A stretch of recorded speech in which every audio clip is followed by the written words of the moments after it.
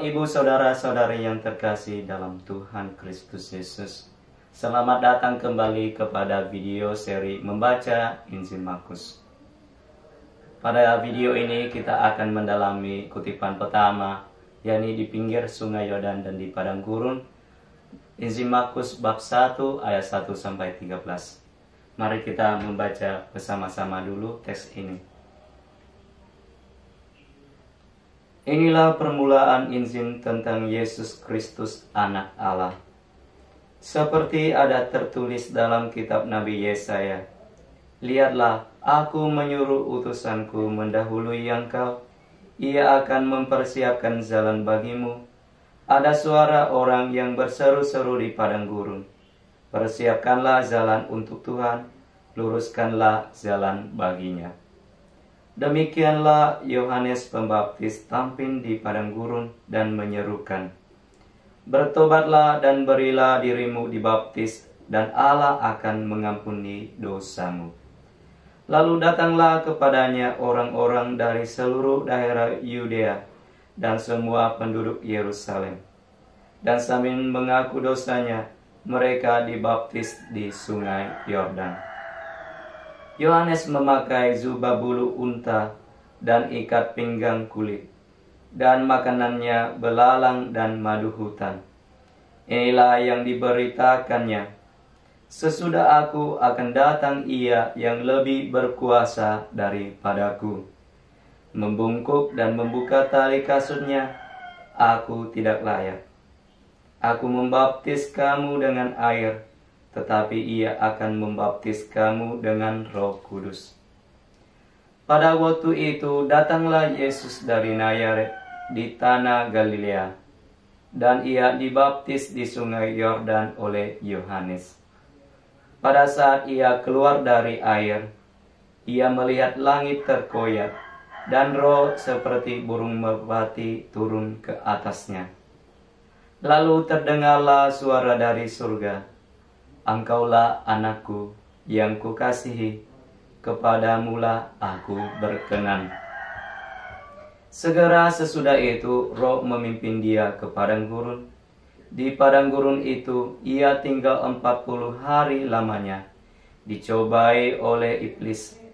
Ia berada di sana di antara binatang-binatang liar, dan malaikat-malaikat melayaninya. Pertama-tama kita lihat struktur kutipan ini. Injil Markus bab 1 ayat 1-13 dapat dibagi menjadi 3 bagian yang pokok. Pertama ayat 1-3, Injil Yesus berakar pada logos yang berpraeksistensi. Kedua ayat 4-8, Yohanes Pembaptis dengan pembaptisan pertobatan dan pewartaan tentang yang lebih berkuasa. Dan ketiga ayat 9-11, identitas Yesus atau pengalaman rohani Yesus, menyatakan dalam identitas Yesus diwahyukan dan Roh Kudus turun atasnya. Ayat 9-11, dan perlawanan antara Yesus dan setan, ayat 12-13. Selanjutnya kita akan mendalami satu persatu bagian yang pokok itu. Yang pertama, Injil Yesus berakar pada logos yang berpraeksistensi, ayat 1-3. Dalam kitab suci, kata Injil berarti pesan yang terkait dengan pembebasan dan penyelamatan. Kita menemukan makna ini dalam kitab Nabi Yesaya. Betapa indahnya kelihatan dari puncak bukit-bukit kedatangan pembawa berita, yang mengabarkan berita damai dan memberitakan kabar baik, yang mengabarkan berita selamat. Lihat Yesaya bab 52 ayat 7 atau bab 61 ayat 1. Markus telah menggunakan istilah Injil dalam makna tersebut. Di sini Injil yang dinyatakan adalah Injil Yesus, yang dapat dimengerti dalam 2 cara. Injil yang Yesus wartakan dan Injil tentang Yesus, Sang Pembawa keselamatan kepada umat manusia. Jadi siapakah Yesus? Bagaimana Dia melaksanakan misi itu? Markus memberitahu bahwa dia adalah Kristus, yakni yang diurapi. Dalam Perjanjian Lama, orang yang diurapi adalah orang yang berasal dari keturunan Daud, ditentukan oleh Allah, berperan membebaskan, dijanjikan untuk Israel, dan dinantikan oleh bangsa ini. Maka ketika Markus memperkenankan Yesus sebagai Sang Kristus, ia ingin menyatakan bahwa Yesus diutus oleh Allah untuk menyelamatkan manusia. Yang kedua, Yesus adalah anak Allah. Dalam Perjanjian Lama, gelar ini dipakai untuk umat Israel. Bandingkan dengan kitab Keluaran bab 4 ayat 22 sampai 23 atau dalam Yeremia bab 31 ayat 7 sampai 9. Dan bagi raja, kitab kedua Samuel bab 7 ayat 14. Dalam Injil Markus, Yesus pastilah anak Allah dan bukan hanya sebagai yang diadopsi dan dijaga oleh Allah. Ketika memanggil Yesus sebagai anak Allah, Markus mengekspresikan iman gereja pada saat penulisan Injil, yakni kepercayaan pada keilahian Yesus. Ia sungguh anak Allah. Yang perlu diperhatikan ialah Markus memulai Injilnya dengan kata permulaan, akhir. Dengan istilah permulaan yang dipakai dalam cerita penciptaan dunia, Kejadian bab 1 ayat 1, Markus meletakkan peristiwa Yesus ke dalam aktivitas dilanjutan dari karya Allah sejak awal mula. Yesus datang untuk memulai dunia yang baru. Ia melakukan suatu penciptaan yang baru. Kelahiran kita kembali dalam kehidupan yang baru. Markus meletakkan Injilnya di bawah perlindungan Nabi Yesaya. Aku menyuruh utusanku mendahului engkau. Ia akan mempersiapkan jalan bagimu. Ada suara orang yang berseru-seru di padang gurun. Persiapkanlah jalan untuk Tuhan. Luruskanlah jalan baginya. Bab 1 ayat 2-3. Dengan kutipan ini, Markus menunjukkan bahwa Yesus adalah peristiwa penyelamatan yang baru dan akhir yang dipersiapkan Allah sejak Perjanjian Lama dan telah diwartakan oleh para nabi. Peristiwa penyelamatan ini diuraikan seperti suatu eksodus yang baru. Istilah padang gurun mengingatkan masa ketika umat Allah berjalan dalam padang gurun setelah keluar dari Mesir dan sebelum memasuki tanah perjanjian. Itulah tempat percobaan dan pemberontakan. Kitab Keluaran bab 16 atau kitab Bilangan bab 11. Mazmur bab 78 ayat 12-53. Tetapi juga tempat di mana Allah melakukan tindakan penyelamatan. Yeremia bab 2 ayat 2-3, Hosea bab 2 ayat 14-15.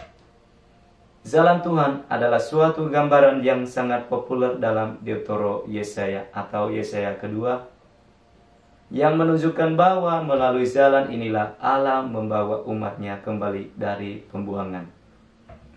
Gambaran ini juga sangat penting yang dipakai Markus untuk mengekspresikan perjalanan pemurid dan mengikuti Yesus. Dengan demikian, ketika mengutip nubuat ini, Markus menyatakan eksodus yang baru dilaksanakan oleh Yesus sendiri. Selanjutnya kita akan masuk ke bagian pokok kedua. Yohanes Pembaptis, pembaptisan, pertobatan, dan pewartaan tentang yang lebih berkuasa. Ayat 4-8. Pertama-tama kita akan lihat pembaptisan, pertobatan. Ayat 4-6. Yohanes Pembaptis diakui sebagai pewarta tentang eksodus tersebut. Misi Yohanes Pembaptis adalah mempersiapkan jalan bagi Tuhan. Yang dilakukannya demi persiapan ini adalah mewartakan pembaptisan pertobatan, artinya pembaptisan yang menyatakan pertobatan.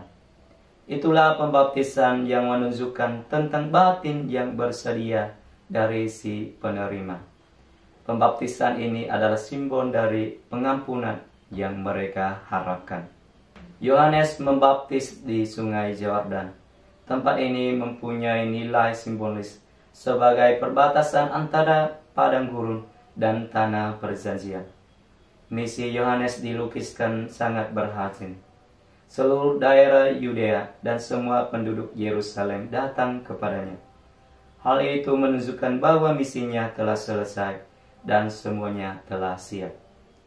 Meskipun menekankan keberhasilan ini, Markus juga menunjukkan keberhasilan Yesus jauh lebih besar.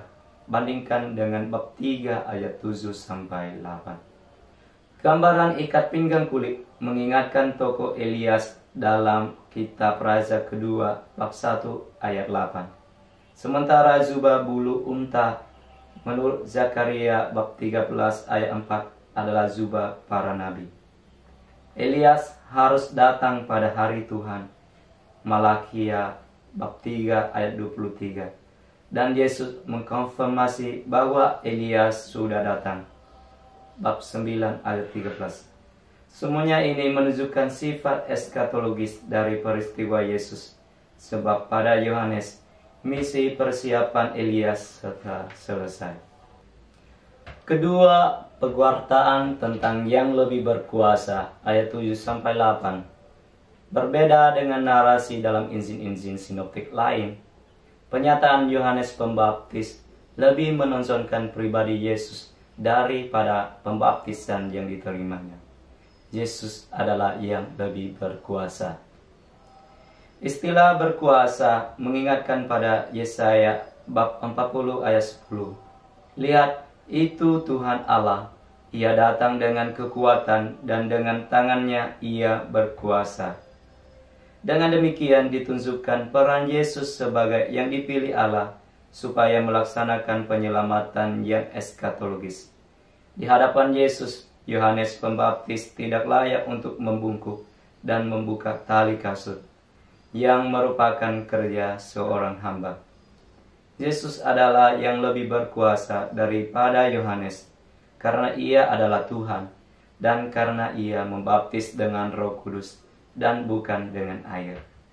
Apa arti sesungguhnya membaptis dengan Roh Kudus? Dalam Markus bab 10 ayat 38, Yesus mengatakan bahwa kematiannya sebagai sesuatu pembaptisan. Itulah kematian yang melahirkan Roh Ilahi. Dari sisi lain, menurut Yoel bab 3 ayat 1-2, peristiwa Roh Ilahi yang turun atas semua ciptaan adalah tanda keselamatan eskatologis. Menurut Hezekiel bab 36 ayat 25-26, Allah akan memperbaharui umatnya dengan menyucikan mereka dengan air dan meletakkan roh yang baru ke dalam hati mereka. Makna pembaptisan dalam Roh Kudus dinyatakan secara lebih jelas dalam Markus bab 3 ayat 22-27. Ketika mengusir setan, Yesus menyatakan bahwa ia lebih berkuasa daripada setan. Dan mereka yang salah menafsirkan kejadian itu telah menghujat Roh Kudus. Bab 3 ayat 29. Di tempat lain Yesus mengusir setan yang berada dalam seseorang, dan tidak ada seorang pun lagi yang sanggup mengikatnya.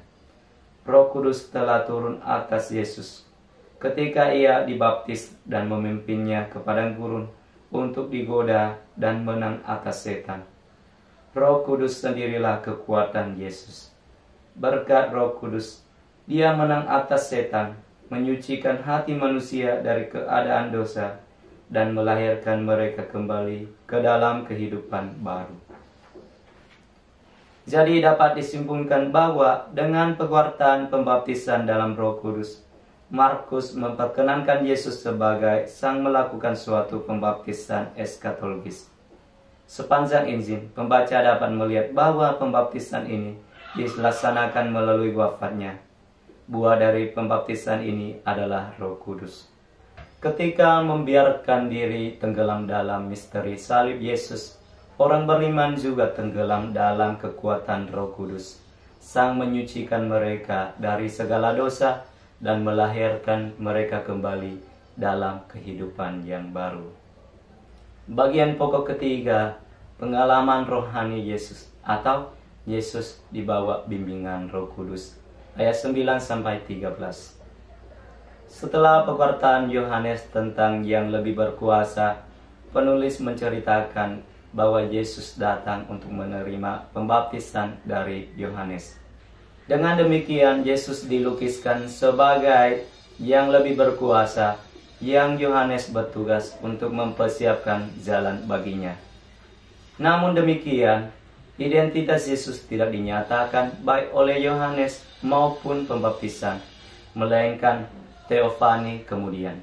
Narasi ini dapat dibagi menjadi 3 bagian. 1. Pembaptisan ayat 9, Pewahyuan ayat 10-11, dan percobaan ayat 12-13. Pertama, pembaptisan ayat 9. Kata pada waktu itu adalah kata khas dalam kitab suci yang menunjukkan masa eskatologis. Penggunaan istilah ini menunjukkan sifat eskatologis dari peristiwa yang hendak diceritakan, yakni pembaptisan Yesus yang Yohanes wartakan sebagai yang lebih berkuasa daripadanya. Markus hanya menyinggung kejadian Yesus dibaptis tanpa dialog antara Yohanes dan Yesus, seperti dalam Matius bab 3 ayat 13-17. Penekanan dalam cerita ini adalah penglihatan Yesus dan suara dari langit. Karena pembaptisan Yohanes dalam Injil Markus adalah pembaptisan dari pertobatan supaya dapat diampuni, maka Yesus dalam Injil Markus dilukiskan sebagai yang berhubungan dengan manusia berdosa dan hanya Allah sendiri sanggup menyelamatkan. Juga perlu diperhatikan bahwa kata kerja membaptis dalam bahasa Yunani pertama-tama berarti menenggelamkan. Itulah gambaran kematian. Kedua, Pewahyuan ayat 10-11. Pada saat ia keluar dari air, ia melihat langit terkoyak dan roh seperti burung merpati turun ke atasnya. Gambaran langit terkoyak ketika Yesus dibaptis meramalkan peristiwa tabir bait suci terbelah dua pada saat Yesus wafat, yang dilukiskan oleh Injil sebagai suatu pembaptisan. Lihat Markus bab 10 ayat 38. Dalam kedua peristiwa ini, terkoyak dilanjutkan dengan afirmasi posisi Yesus sebagai anak Allah melalui suara dari langit bab 1 ayat 10, atau melalui mulut kepala pasukan Romawi dalam bab 15 ayat 39. Dalam Perjanjian Lama, gambaran langit terbuka mengekspresikan persekutuan antara Allah dan manusia yang terjadi pada masa eskatologi. Sekiranya engkau mengoyakkan langit dan engkau turun. Yesaya bab 64 ayat 1. Pengharapan Israel ini kini sudah terjadi melalui Yesus. Ketika Yesus keluar dari air kematian, di mana ia ditenggelamkan, langit terkoyak supaya Roh Kudus turun. Pemandangan ini mengingatkan tentang Roh Ilahi yang melayang-layang di atas air dalam penciptaan langit bumi dalam kitab Kejadian bab 1 ayat 2. Menurut Markus, Roh Kudus kini turun atas Yesus dan di atas air supaya memulai suatu penciptaan yang baru. Roh Kudus memimpin Yesus ke padang gurun untuk melawan setan. Di sini, Roh Kudus dilukiskan sebagai burung merpati yang menunjukkan cara Yesus melawan setan, yaitu bukan dengan kekerasan. Ini jugalah perbedaan antara aktivitas Roh Kudus dalam Yesus dan setan dalam diri mereka yang kerasukan setan. Suara dari langit mengafirmasikan bahwa engkaulah anakku yang kukasihi, kepadamulah aku berkenan. Kata anakku diinspirasi dari Mazmur kedua, yakni Mazmur pelantikan raja. Kata kasihi dalam Perjanjian Lama biasanya berhubungan dengan kematian seorang putra atau putri, dan yang pertama dalam daftar ini adalah Ishak. Kejadian bab 22 ayat 2. Kata aku berkenan berhubungan dengan figur hamba dalam Yesaya bab 42 ayat 1. Dengan demikian suara Allah Bapa dari langit mewahyukan Yesus adalah Anak Allah. Dia adalah Raja yang bermisi sebagai misi seorang hamba. Dia datang untuk menderita dan menyerahkan nyawanya bagi umat manusia. Dan akhirnya pencobaan dari ayat 12 sampai 13. Roh Kudus turun atas Yesus dan mendorongnya ke padang gurun untuk melawan setan. Kata kerja mendorong menunjukkan pentingnya perlawanan ini. Dia berada di padang gurun 40 hari dan digodai. Angka 40 sangat lazim dalam Perjanjian Lama dan ada relasi khusus dengan eksodus umat Allah di padang gurun. Kalimat-kalimat berikutnya akan menunjukkan bahwa berbeda dengan umat pilihan. Yesus telah menang atas segala godaan. Hidup bersama binatang-binatang liar mengingatkan pemandangan Taman Eden. Dalam penciptaan alam semesta, manusia hidup damai dengan segala makhluk. Hidup bersama binatang liar adalah tanda suatu penciptaan yang baru. Penciptaan dari keselamatan yang diharapkan manusia. Keselamatan ini datang dari yang di atasnya Roh Kudus turun. Peristiwa Yesus tinggal di antara binatang-binatang liar menunjukkan kemenangannya atas setan dan memulai masa eskatologis. Malaikat melayani Yesus. Malaikat jadi lebih rendah daripada Yesus. Gambaran dilayani oleh malaikat-malaikat mengingatkan kehidupan di Taman Eden. Menurut tradisi orang Yahudi tentang Adam, setelah diusir dari Taman Eden, Adam dan Hawa tidak lagi dilayani oleh para malaikat, juga tidak mendapatkan makanan dari taman itu lagi. Relasi dekat dengan malaikat adalah tanda kemenangan manusia yang hidup menurut kebaikan. Maka, pelayanan para malaikat dan tinggal bersama binatang-binatang liar menyatakan kemenangan Yesus Adam yang baru. Singkat kata, dalam padang gurun, Yesus digodai dan melewati pencobaan. Dia adalah Adam yang baru, yang hidup harmonis dengan semua makhluk ciptaan seperti manusia di dalam Taman Eden. Dan Yesus dilayani oleh para malaikat juga menunjukkan bahwa pada dirinya ada gambar Allah. Demikian penjelasan Markus bab 1 ayat 1 sampai 13 di pinggir sungai Yordan dan di padang gurun. Terima kasih atas perhatiannya.